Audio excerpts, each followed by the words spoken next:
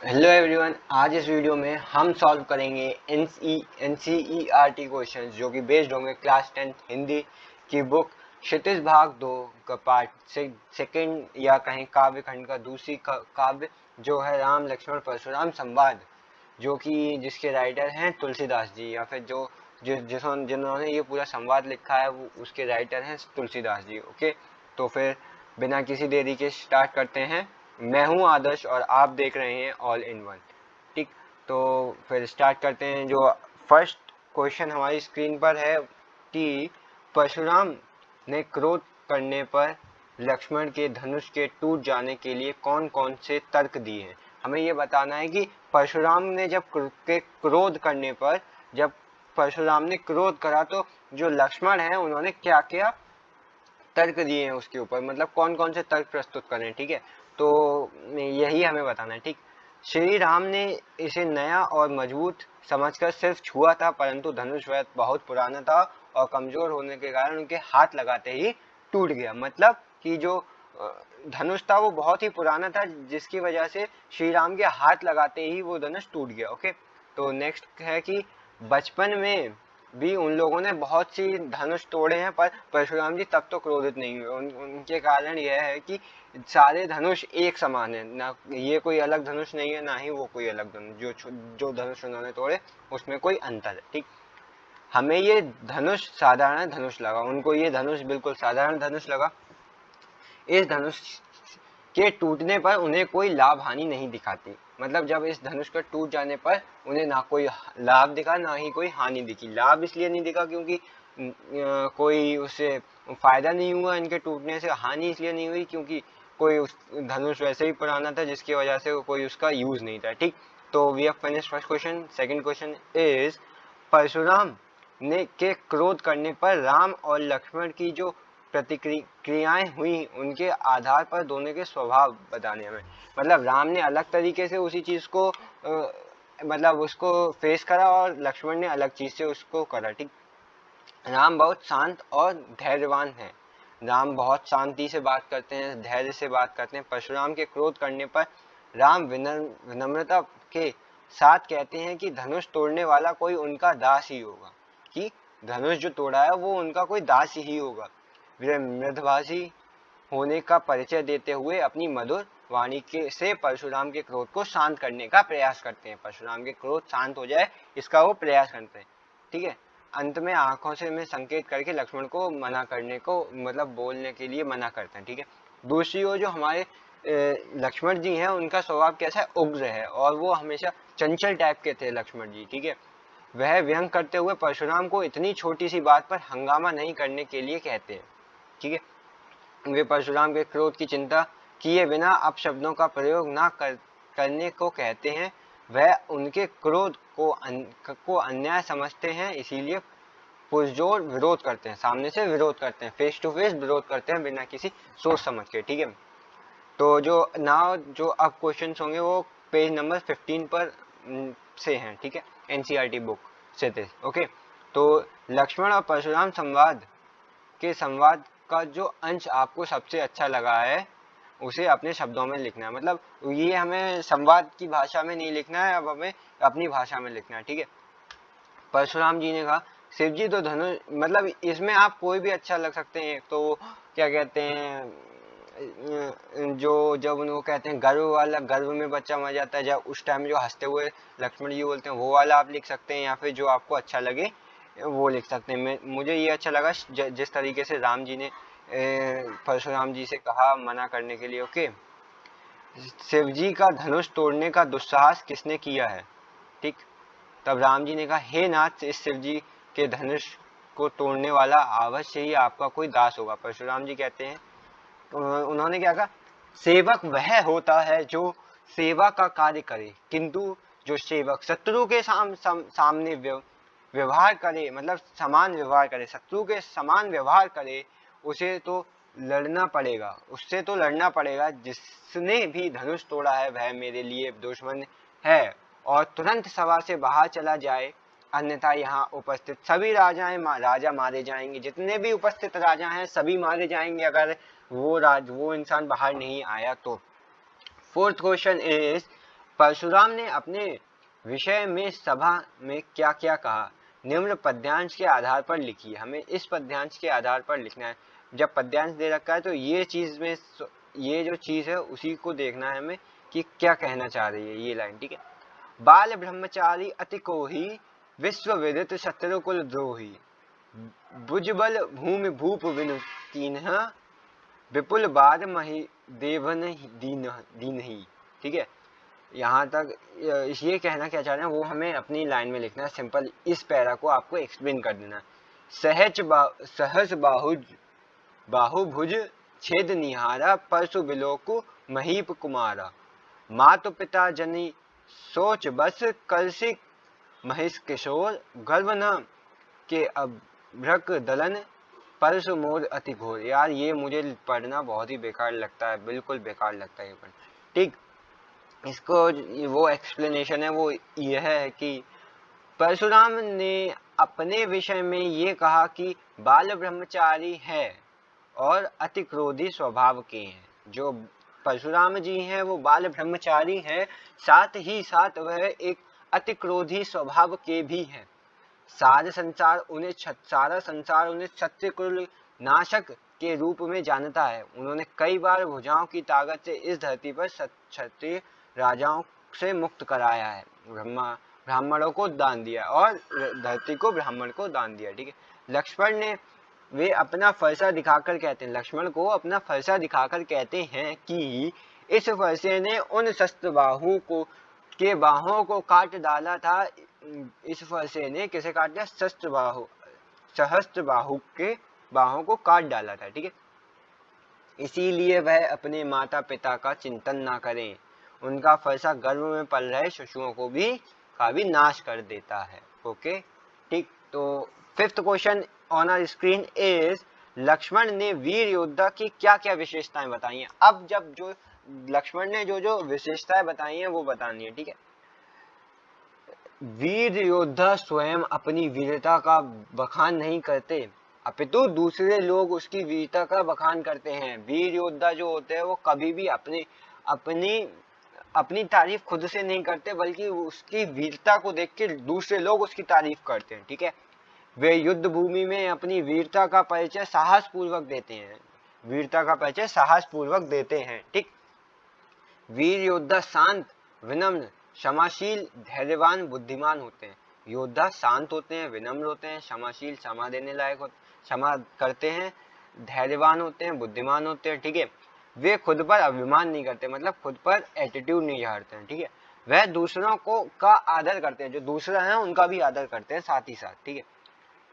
साहस और शक्ति के साथ विनम्रता हो तो बेहतर है। इस कथन पर आपके विचार लिखिए। साहस है और शक्ति भी है आपके पास, लेकिन अगर विनम्रता भी है तो वो बहुत बेहतर है। इस कथन पर हमें अपनी टिप्पणी करनी है, ठीक है। साहस और शक्ति द्वारा हम अनेक काम पूरा कर सकते हैं, हालांकि इसमें अगर विनम्रता भी जुड़ जाए तो बेहद कारगर साबित होता है। विनम्रता हमें सहमति बनाती है, जिससे व्यक्ति को आंतरिक खुशी मिलती है, मतलब अंदर मन में खुशी मिलती है, ठीक है। विनम्रता के भाव से विपक्षी भी उस व्यक्ति का आदर करते हैं। यह व्यक्ति कार्य को और सुगम बनाती है, ठीक। Seventh question on our screen is, ये लाइंस दे रखी है, इसके भाव स्पष्ट करने हैं, इसमें क्या कहना चाह रहे हैं, ठीक है। बेहसी लखनु बोले मृदुबानी, अहो मुनिसु महाभट मानी, पुनि पुनि मोहू दिखाव कुठारू, चहत उड़ावन फूंक पहाड़ू, मतलब फूंक से पहाड़ को उड़ाना चाहते हैं, ठीक है, ये कहना है। इन पंक्तियों में लक्ष्मण अभिमान में चूर परशुराम पर व्यंग कसते हैं। लक्ष्मण मुस्कुराते हुए कहते हैं कि आप मुझे बार बार इस फरसे को दिखाकर डरा रहे हैं। ऐसा लगता है कि आप फूंक मारकर पहाड़ को उड़ाना चाहते हैं, कि जो पहाड़ है उसे उड़ाना चाहते हैं। यहाँ कुंबड़ बाती कोहू नाही, जे तर्जनी देख मर जाही, मतलब कुंबड़ बाती एक पेड़ होता है जो बहुत ही नाजुक टाइप का होता है, ठीक है।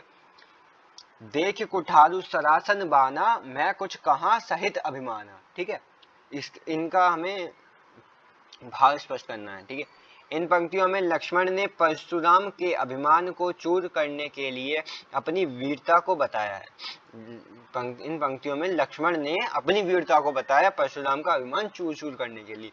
वे कहते हैं कि हम कुंबड़ के कच्चे फल नहीं, कुंबड़ बतिया नहीं है।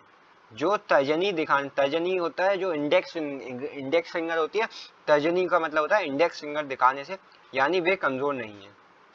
जो धमकी से भयभीत हो जाएं, वह यह बात उनके फरसे को देखकर बोल रहे हैं। उन्हें स्वयं पर विश्वास है। किसको विश्वास है? लक्ष्मण जी को अपने ऊपर विश्वास है, ठीक है। जो ग वाला है, गादुसु नु कह हृदय हसे मुनि हरियरे सुज। यार I hate this reading really, मुझे बहुत बेकार लगता है यार ये पढ़ना। मत पूछो बस। गादुसु नु कह हृदय हसे मुनि हरियरे सुज। अयमय खान न उखमय अजुहु न बुझ अभूस। जो भी है यार लिखा हुआ, आप लोग स्क्रीन पर पढ़ लीजिए, मुझे बिल्कुल पसंद नहीं है पढ़ना। इन पंक्तियों में विश्वामित्र मन ही मन मुस्कुराते हुए कहते हैं। विश्वामित्र कौन थे? विश्वामित्र थे राम लक्ष्मण के गुरुजी है कि परशुराम ने सामान्य क्षत्रियों को युद्ध में हराया है, तो इन्हें हरा नजर आ रहा है क्या? सॉरी। इन पंक्तियों में विश्वामित्र मन ही मन मुस्कुराते हुए सोच रहे हैं कि परशुराम ने सामान्य क्षत्रियों को युद्ध में हराया है, तो उन्हें सब और यह लग रहा है कि हरा देंगे इन लोगों को। राम लक्ष्मण साधारण क्षत्रिय नहीं थे, राम लक्ष्मण तो विष्णु जी के अवतार थे। राम थे शायद, और लक्ष्मण जी शायद शेषनाग के अवतार थे। इन्हें गन्ने की बनी तलवार के समान कमजोर समझ रहे हैं, पर असल में ये लोहे की बनी तलवार है। परशुराम के अहंकार और क्रोध ने उनकी बुद्धि को अपने वश में ले लिया। जो उनके परशुराम के ऊपर जो क्रोध है उनके अंदर, उसने उनको कंट्रोल कर रखा है, ठीक है। पाठ के आधार पर पाठ के आधार पर तुलसी के भाषा सौंदर्य की 10 पंक्तियां लिखी है। मतलब उनकी भाषा जो लिखने के तरीके हैं वो बताना है हमें क्या क्या हो सकते हैं। मतलब उनके अच्छा, मतलब इसमें उनकी अच्छाइयाँ लिखनी है मेनली, क्या क्या मतलब क्वालिटीज। यह काव्यांश तुलसीदास द्वारा लिखित रामचरितमानस के बाल कांड से ली गई, जो अवधी भाषा में लिखी गई है। किसमें लिखी गई है? अवधी भाषा में। इसमें तत्सम शब्दों का प्रयोग भरपूर मात्रा में हुआ है। तत्सम मतलब दोनों भाषाओं में युक्त शायद। इसमें दोहा, छंद, चौपाई का अच्छा प्रयोग किया गया है। भाषा में लयबद्धता है। प्रचलित मुहावरे और लोकोक्तियां ने काव्य को सजीव बनाया है। वीर और रौद्र रस का प्रयोग मुख्य रूप किया गया है। कहीं कहीं शांत रस का भी प्रयोग हुआ है। जितने अलंकार हैं उसका बहुत अच्छे से प्रयोग हुआ है, वगैरह वगैरह, ठीक। Now we are on question number 9। इस पूरे प्रसंग में व्यंग को अनूठा सौंदर्य उदाहरण के साथ स्पष्ट कीजिए। तुलसीदास द्वारा रचित परशुराम लक्ष्मण संवाद मूल रूप से व्यंग काव्य है। उदाहरण के लिए, बहु धनुई तोरी ललकाई, कभू न असी रिस्क नहीं गोसाई। जो भी है, लक्ष्मण परशुराम से कहते हैं कि हमने बचपन में तो ऐसी कई धनुइयां तोड़ी हैं, परंतु आप तो उस टाइम क्रोधित क्यों नहीं हुए? ये व्यंग कस रहे हैं। ये आपके सामने और भी हैं, जैसे कि एक है, परशुराम जी क्रोधित होकर लक्ष्मण से कहते हैं कि राजा के बालक, तू अपने माता पिता के बारे में सोच। यह जो मेरा फरसा बहुत भयानक है, यह गर्भ में पल रहे बच्चों को का भी नाश कर देता है। अपने मुंह तुम अपने ही करनी, बार अनेक भांति भऊ बरनी। ठीक है, परशुराम द्वारा की जा रही खुद की बढ़ाई को लक्ष्मण अपने मुंह मियाँ मिट्ठू बनाना कहते हैं। मतलब अपनी तारीफ अपने मुंह से करना। ठीक है, निम्नलिखित पंक्तियों, next question and this is the I think last question for today. Okay, last question for today is निम्नलिखित पंक्तियों में प्रयुक्त अलंकार पहचानने। हमें इसमें अलंकार पहचानने। बालक बोली बधो नहीं तो ही, इसमें हमें बताना है कि कौन सा अलंकार है। देखिए ब इसमें क्या है, बाक वर्ड का, तो ये कौन सा हो जाएगा, अनुप्रास अलंकार। कोटि कुल से सम वचन हूँ तुम्हारा, सम किसमें लगता है, उपमा अलंकार। ठीक, तो ये एक सेकंड,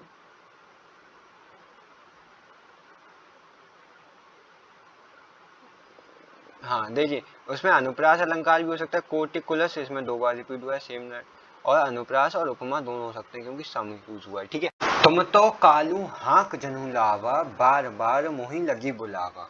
मतलब इसमें बताना कौन सा अलंकार होगा। ठीक है, तो इसमें हो सकता है उत्प्रेक्षा अलंकार। ठीक है, क्यों होगा, जनु वाचन वाचक, जनु जान मतलब जा से स्टार्ट, जिसलिए, जैसे, क्यों, जैसे कि, ये वाले वर्ड्स आते हैं तो अनुप्रास उत्प्रेक्षा अलंकार होता है। ठीक है, पुनरुक्ति प्रकाश अलंकार भी हो सकता है, बार बार, ये बार बार पुनरुक्ति प्रकाश अलंकार है। ठीक है, लखन उतर आहुति सरिस भृगभू भरकोप कोशाना। वाह वाह, क्या रीडिंग है भाई। और इसमें देखो क्या है, कौन सा अलंकार हो सकता है। एक तो समारा तो उपमा हो गया। ठीक है, और कौन सा हो सकता है, बढ़त देख जल सम बचन बोली रघुकुल भानु। बढ़त देख जल सम, अच्छा मतलब उसको, चूंकि श्री राम के गुणों का समानता सूर्य के से की गई है। ठीक है, तो इसमें रूपक अलंकार भी हो सकता है। ओके, तो thank you guys for watching my video. अगर आपको ये वीडियो अच्छी लगी हो तो प्लीज़ लाइक करिए, और अगर आप चाहते हैं कि आपके दोस्तों को, आपके क्लासमेट्स को, आपके बैचमेट्स को इस वीडियो का लाभ मिले, इस वीडियो से हेल्प मिले, तो please share it as to your friends as much as you can. और अगर आप हमारे चैनल पर हैं तो प्लीज़ सब्सक्राइब बटन दबा लीजिए। And thank you so much for watching my video, and bye bye, tata, see you, सत श्री अकाल।